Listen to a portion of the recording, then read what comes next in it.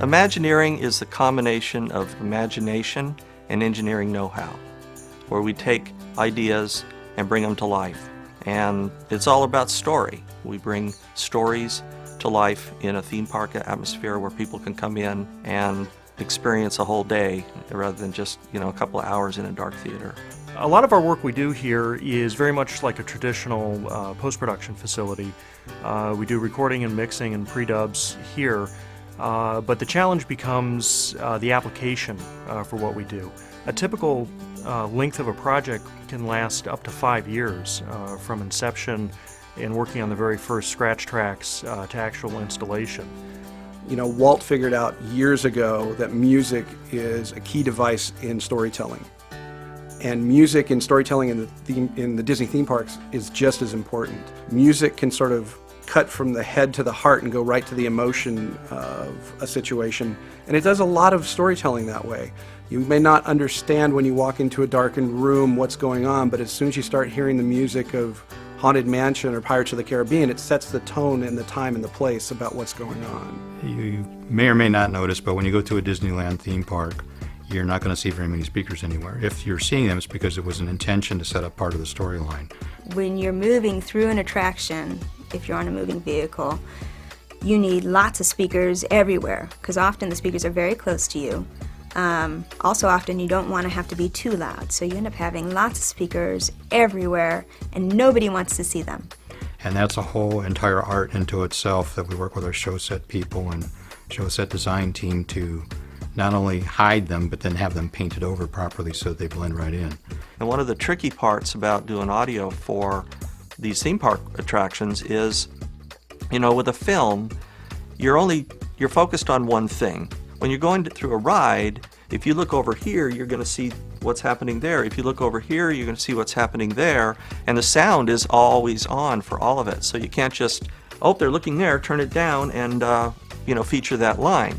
So we have to be really careful in orchestrating all of this. So as you go through, you get just the pieces as you're getting them. In a film, you would crossfade between scenes, you'd crossfade the music. Well, for us, our crossfade happens on the vehicle, from the guest perspective, physically moving from one scene to the next. Pirates has over 100 soundtracks in it. As you're riding through, you get all these different elements that change from here to here. If we need a sound to come from a particular spot, we can actually put a speaker over there. And so a typical theater show will end up being 42.2 sound mix. So it gets very big very fast. What a composer has to do for an attraction is very different than what they would do for an album, a soundtrack, anything linear, because our shows do not work linearly. One of the challenges with writing music for a roller coaster for Disney theme parks is the coasters don't always move through the attraction at the same rate of speed. And so to accommodate that, the music tracks on our attractions are usually broken up into segments with long tails at the end to accommodate a transition point into the next cue of music. And our ride engineers and audio engineers have developed technologies to basically re-trigger and resync the music at certain points throughout the attraction. For Space Mountain, it's gone through a couple iterations, and in early 2002, 2003, we had the opportunity to enhance the mountain as they were updating the ride track. Michael Giacchino came on board and wrote an original composition for Space Mountain. And one of our fun experiences was kicking it off. They had already torn the mountain apart and ripped out all the tracks. And it was difficult to represent the experience to him. So the only place we could do it was we had to fly to Tokyo to ride Space Mountain to give him the actual visceral experience. And part of our attempt was we had to actually take some music with us, put it on an iPod, put some headphones on, and ride around Space Mountain to sort of feel tempo-wise what worked, pacing-wise what worked, and what was the energy to match the ride vehicle experience. When I came here, there was an old gentleman who was retiring, and Jimmy MacDonald, the legend in sound effects. Jimmy created more sound effects devices than anybody who ever lived, and more classic devices. And so it was very difficult to get things into the studio and record, like when they were doing Bambi. You couldn't have a forest fire in the studio. Jimmy had the brilliance to realize that if he cut up a bunch of pieces of bamboo and bundled them together, he could create that fire.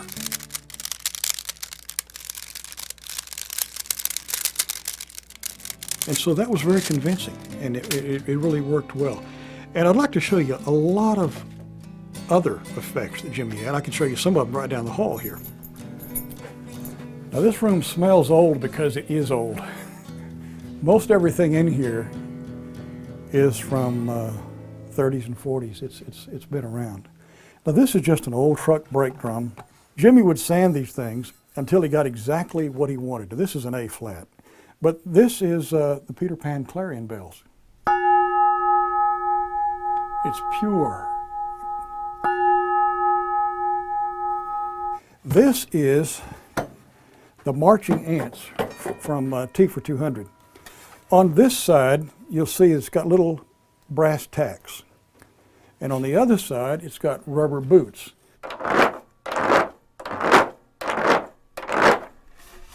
And if they're marching on dirt, this is a sound box, and you've got a string and across a rosined dowel. And you play this with your fingers.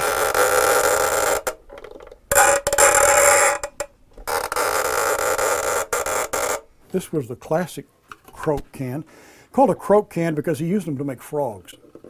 And you can pluck it, or play. This stick has, normally it's played with a horsehair bow, but I just happen to put a little rosin on this stick. This is dental dam on top of a wooden dowel and surgical tubing.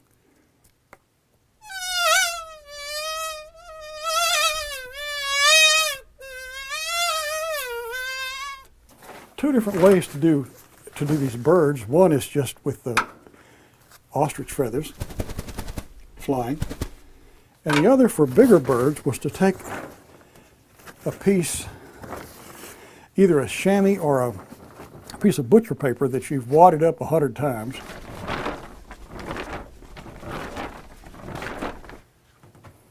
Where do you stop? In all of our attractions, it's really critical to have super clean dialogue recordings when we start off, to the somewhat esoteric level using old plastic tube microphones with giant diaphragms. The casting of the voices is really, really important. Somebody like Paul Frees doing the Haunted Mansion is a classic voice that everybody knows, and it's perfect for that environment. You know, they tell the story. A gentleman, Dallas McKinnon, is the voice of the Big Thunder Mountain Railroad, the one that says, "This here's the wildest ride in the wilderness." So you select a voice like that that really fits the story you're trying to tell. It's a miner. He's telling you about this thing you're going to go on. You're going to ride it. It's going to be exciting. As far as mixing in the field and how we look at our attractions, they're pretty much one-offs as we go along each time. You know, a feature film may make a 5.1 mix that's going to end up in 4,000 theaters. You know, we build a theater and mix into it. Soren was an interesting attraction. It's basically an Omnimax film turned on its side, and getting a console up into a position, 50 feet in the air to start mixing was a challenge. And we ended up building this gigantic scaffolding and getting in cranes and lifting up our mixing console and actually setting it up on this platform.